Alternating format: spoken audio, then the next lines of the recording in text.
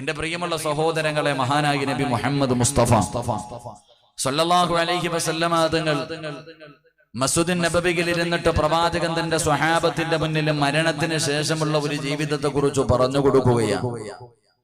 മരണമെന്ന് പറയുന്ന ഭയാനകമായ ആ രംഗത്തെ കുറിച്ച് അസ്റായീൽ അലൈഹിസ്സലാമും തന്റെ അനുയായികളും ഇറങ്ങി വരുന്ന ആ വല്ലാത്ത ഒരു ഭയപ്പെടുത്തുന്ന അവസ്ഥകളെ കുറിച്ചും മരണത്തിന്റെ സാഹചര്യങ്ങളും അവിടെയുണ്ടാകുന്ന അനുഭവങ്ങളും പ്രവാചകൻ തന്റെ സ്വഹാബത്തിനോട് പറഞ്ഞു കൊടുക്കുന്നുണ്ട്.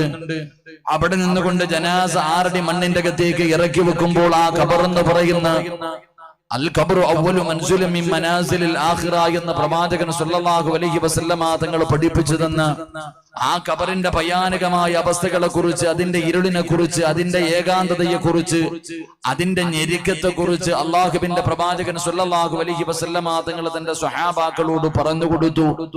അത് കഴിഞ്ഞ് ഇസ്റാഫീൽ എന്ന മലക്ക് സൂറന്ന കാഹളത്തിൽ പിന്നെയും ഓതുമ്പോൾ ആ ഖബർ പൊളിച്ചിട്ട് ജനങ്ങൾ നാളെ പടച്ച റബ്ബിന്റെ പരലോകത്തേക്ക് കടന്നു വരുന്ന ഭയാനകമായ അവസ്ഥ അല്ലാഹുവിന്റെ പ്രവാചകൻ തന്റെ സ്വഹാബാക്കളോട് അവിടെ നിന്ന് എഴുന്നേറ്റ് പടച്ച റബ്ബിന്റെ കോടതിയിലേക്ക് കടന്നു വന്ന് അവിടുത്തെ വിചാരണയെ കുറിച്ചും സിറാത്തിനെ കുറിച്ചും മീസാനിനെ കുറിച്ചും അല്ലാഹുവിന്റെ അദാബുകൾ കൊണ്ട് നിറച്ച നരകത്തിനെ കുറിച്ചും പ്രവാചകൻ സല്ലല്ലാഹു അലൈഹി വസല്ലമ തങ്ങൾ പ്രഭാഷണം നടത്തിയിട്ട് അല്ലാഹുവിന്റെ പ്രവാചകൻ സല്ലല്ലാഹു അലൈഹി വസല്ലമ തങ്ങൾ തന്റെ വീട്ടിലേക്ക് കടന്നു വരുമ്പോൾ തന്റെ പ്രിയപ്പെട്ട ഭാര്യയായ ആയിഷ ബീവി റളിയല്ലാഹു തആല അൻഹാ, അല്ലാഹുവിന്റെ പ്രവാചകന്റെ ഭാര്യമാരിൽ ഏറ്റവും വയസ്സ് കുറഞ്ഞ ആയിഷ ബീവി റളിയല്ലാഹു തആല അൻഹാ വീടിന്റെ അകത്ത് കരഞ്ഞ് കിടക്കുകയാണ്.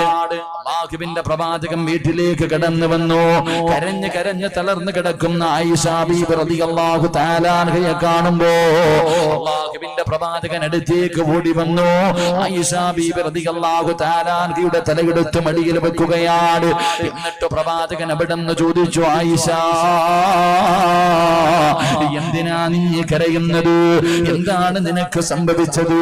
എന്താണ് നിന്നെ വേദനിപ്പിച്ചത്? എന്താണ് നിന്നെ കരയിപ്പിച്ചത്? അല്ലാഹുവിന്റെ പ്രവാചകൻ സല്ലല്ലാഹു അലൈഹി വസല്ലമ തങ്ങൾ തന്റെ പ്രിയപ്പെട്ട ഭാര്യയായ ആയിഷ ബീവി റളിയല്ലാഹു തആല അൻഹയോട് ചോദിക്കുമ്പോ അവിടുന്ന് പറഞ്ഞു, യാ റസൂലല്ലാഹ്, അല്ലാഹുവിന്റെ നബിയേ,